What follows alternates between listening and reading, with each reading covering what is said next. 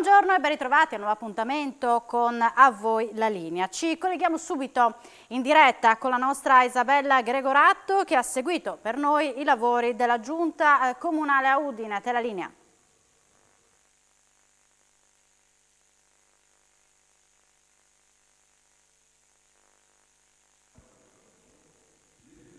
Siamo arrivati, domani comincia Udine sotto le stelle.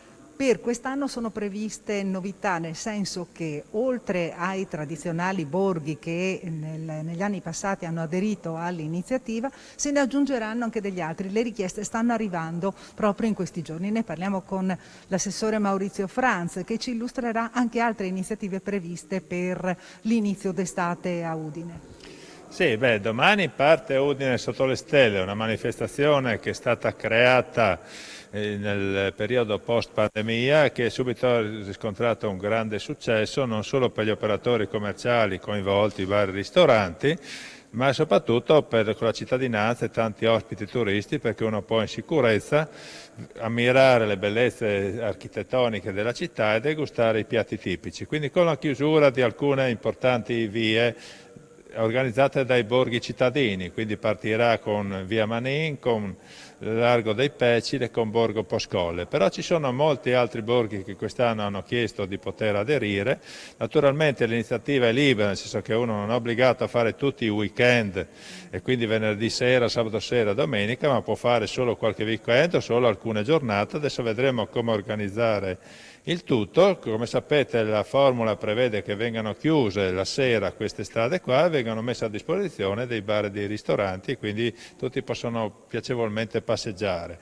Accanto a queste iniziative, che ovviamente sono favorite dal bel tempo, questo fine settimana ci dà ottime previsioni di bel tempo, poi abbiamo programmato tutta una serie di altre iniziative, in particolare per il mese di giugno e per il mese di luglio, perché dal 24 al 26 di giugno ci sarà quello che è diventato un appuntamento tradizionale del Motoclub Morena, il quarto motoraduno città di Udine, con presenze da tutta Italia di motociclisti, e poi ci sarà soprattutto un grandissimo concerto il 2 di luglio in occasione della Notte Bianca, legata tradizionalmente ai saldi, e quindi ci sarà Francesco Gabbani, quindi una grande star italiana che si esibirà nel castello di Udine. Quindi grandi eventi, questo poi è uno dei grandi eventi, perché poi ci sarà tutta una serie di concerti tutto il mese di luglio e di agosto in castello a Udine, che quindi animeranno la città di Udine e ci auguriamo che favoriranno gli acquisti.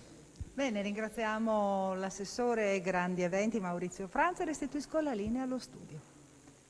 Grazie Isabella. È stata firmata poco fa alla sede della Protezione Civile di Palmanova una convenzione con il Dipartimento dei Vigili del Fuoco, un documento che permetterà di condividere protocolli, mezzi e uomini intervenendo assieme, soprattutto in caso di incendi boschivi. Daniele Peroni ha intervistato poco fa il vicegovernatore Riccardo Riccardi. A te. Assessore Riccardi, con questa firma che cosa cambia per la gestione delle emergenze? Vengono intensificati i rapporti tra i vigili del fuoco e la protezione civile per quanto riguarda prima di tutto il tema degli incendi boschivi, che era una di quelle materie sulle quali erano nate delle difficoltà e delle complessità.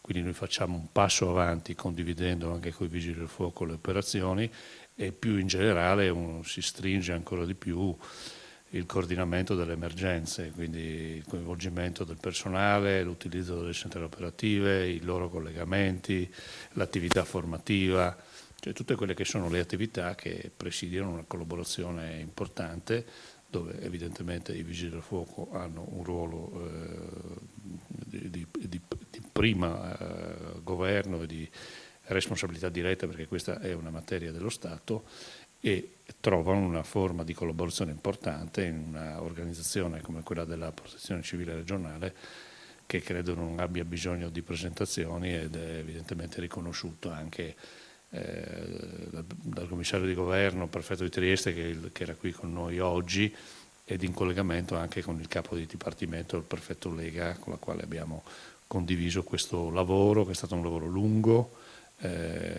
puntuale, e che vede anche un impegno importante della Regione di 400.000 euro all'anno per una durata di 24 mesi, quindi 2 anni, e la possibilità di estenderla ad un altro anno. È un passo in avanti secondo me anche dal punto di vista culturale, e io credo che su questo abbiamo raggiunto un risultato importante.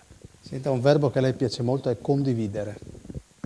Anche se dicono che non sia così, che non sia troppo esposto alla condivisione. Io sono molto d'accordo invece sulla condivisione, però la condivisione deve entrare nel merito, altrimenti diventa chiacchiera come molti fanno ultimamente, e penso che questo sia la dimostrazione di un lavoro puntuale che c'è stato, e abbiamo insieme costruito uno strumento che secondo me renderà ancora più sicuro le popolazioni del Friuli Venezia Giulia.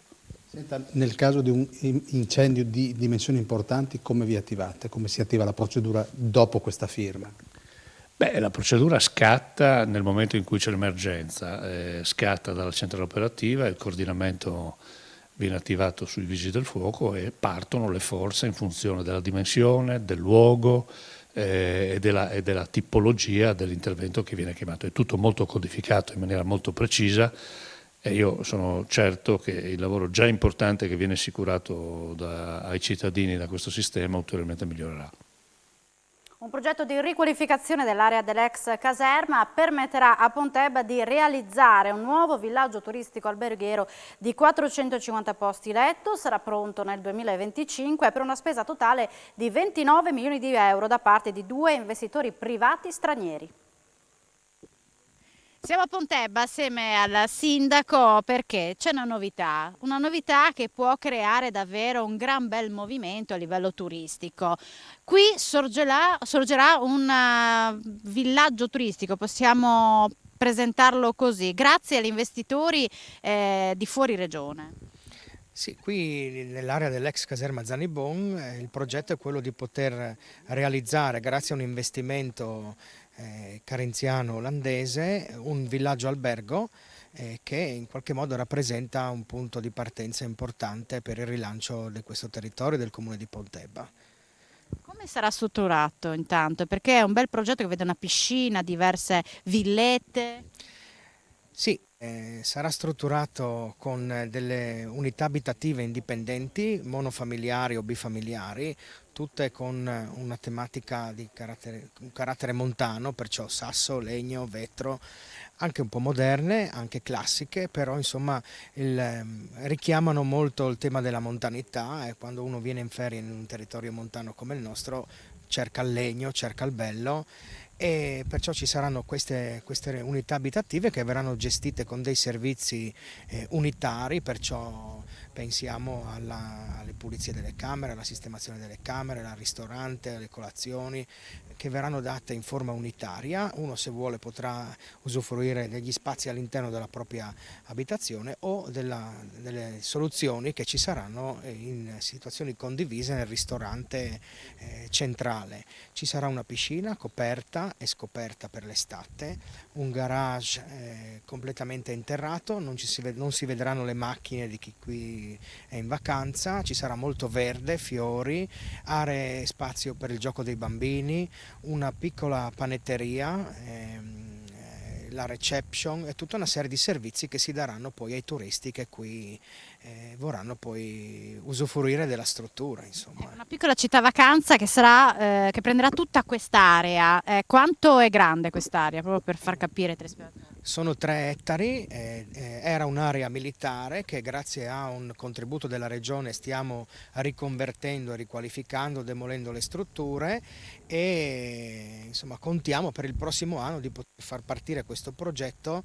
Sarà un partenariato pubblico-privato, e questi investitori hanno deciso di investire su Pontebba, in qualche modo dando una prospettiva nuova, dando una prospettiva insomma che per tanti anni abbiamo ricercato, stiamo ricercando, l'impegno che ci abbiamo messo è tanto, però adesso insomma siamo arrivati al punto di poter concretizzare questa cosa. Saranno 450 posti letto e sarà un investimento importante che darà una prospettiva non solo a Pontebba ma anche alla Vallata, perché gli imprenditori sono interessati a sviluppare una serie di sinergie anche con i comuni vicini, con Tarvisio, con Ermagor, perciò creando un sistema a valle. Cronoprogramma per capire quando potrà essere realtà questo progetto? Ma adesso abbiamo condiviso una fase preliminare e dal punto di vista della programmazione urbanistica il progetto è già rispondente a quello che sono le norme vigenti su quest'area, che prevede già la realizzazione di recettività turistica di fondovalle, e perciò questo aspetto è già definito. Siamo nella fase in cui stiamo costruendo il progetto di partenariato pubblico-privato. Riteniamo che entro un anno potrebbero iniziare i lavori e poi loro hanno programmato nel cronoprogramma 2 anni di lavori per realizzare l'intera opera. Ecco, quindi 2026? 2025, 2025, 2026. Per un investimento totale di, che poi è complessivo? 29 milioni di euro, è una cifra importante per un progetto altrettanto importante per Pontebba, per tutti noi. Siamo orgogliosi insomma di questo punto di partenza, non chiamiamolo traguardo ma punto di partenza, ecco. Denis è uno degli investitori di questo progetto. Perché ha deciso di scegliere Pontebba per investire in questo progetto turistico? Lui piace Pontebba e vuole anche realizzare qui diciamo una piccola città per ferie, estate ed anche inverno, chiaro. 6 anni fa lui è venuto in questa zona, allora Carinzia, e ha iniziato le sue attività. E 2 anni fa lui conosce adesso anche il sindaco.